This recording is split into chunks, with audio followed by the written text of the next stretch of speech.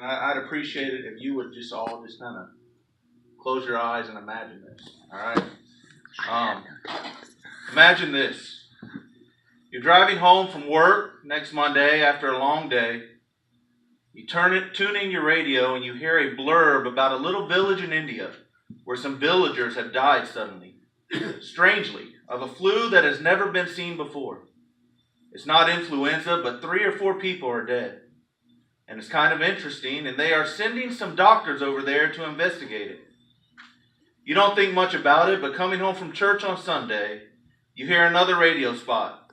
Only they say it's not 3 villagers, it's 30,000 villagers in the back hills of this particular area of India. And it's on TV that night. CNN runs a little blurb. People are heading there from the disease center in Atlanta because this disease strain has never been seen before.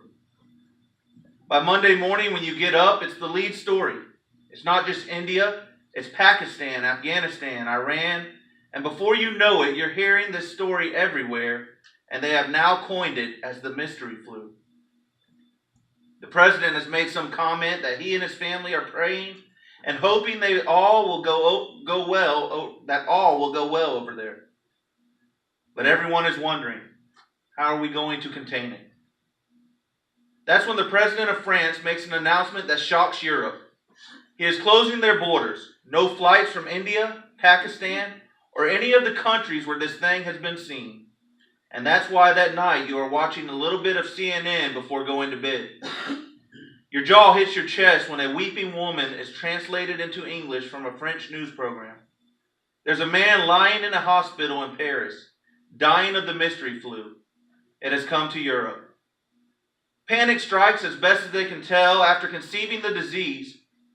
You have it for a week before you even know it.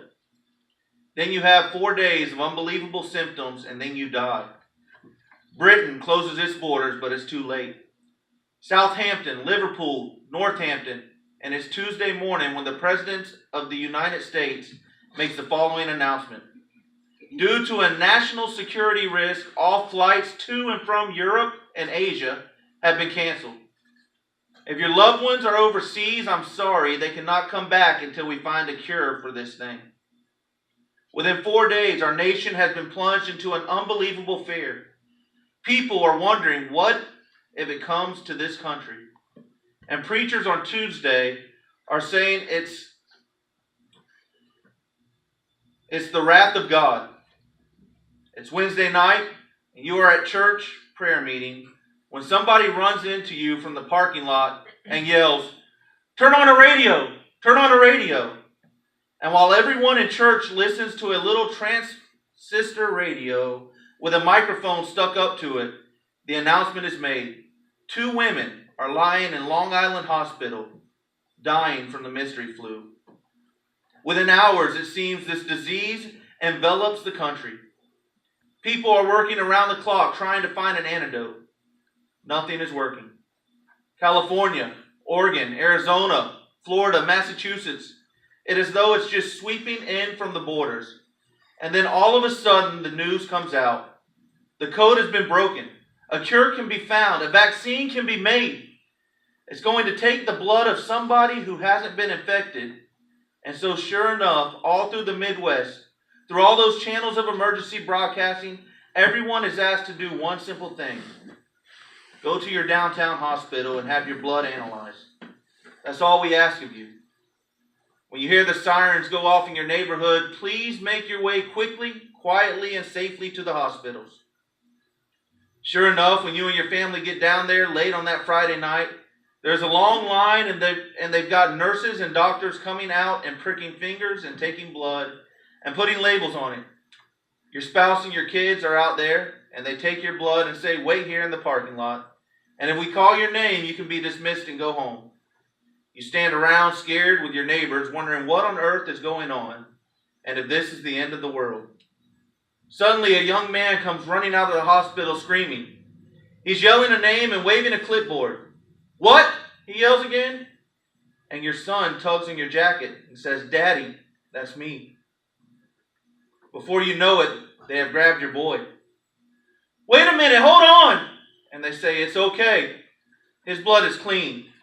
His blood is pure. We want to make sure he doesn't have the disease. We think he has the right blood type.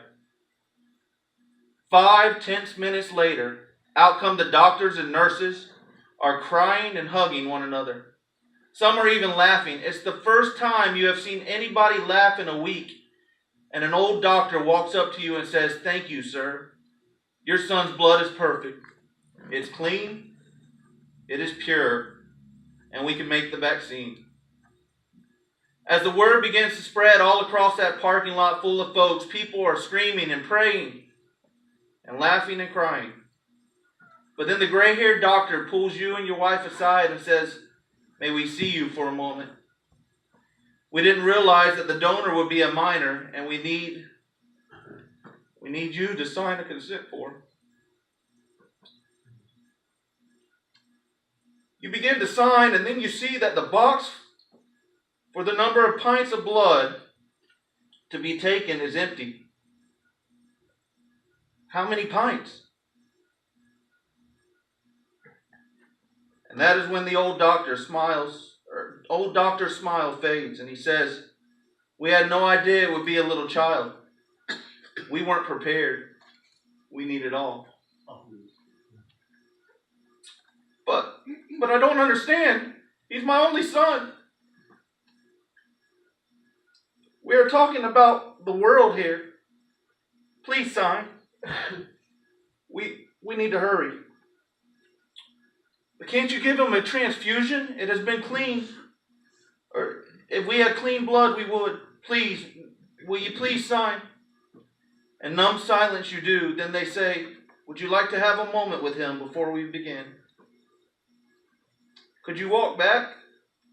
Could you walk back to that room where here he sits on the table saying, "Daddy, Mommy, what's going on?"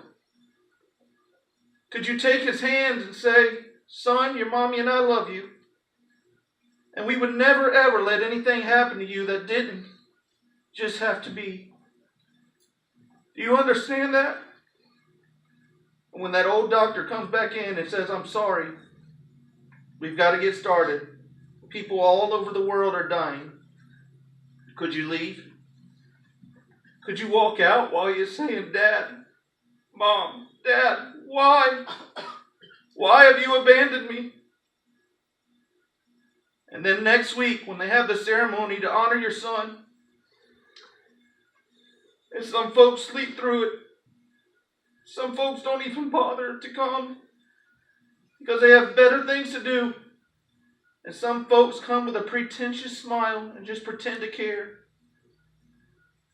Would you want to jump up and say, "Excuse me, my son died for you. Don't you care? Doesn't it mean nothing to you?" I wonder, is that what God wants to say? "My son died for you. Does it mean nothing? Don't you know how much I care?" Pastor?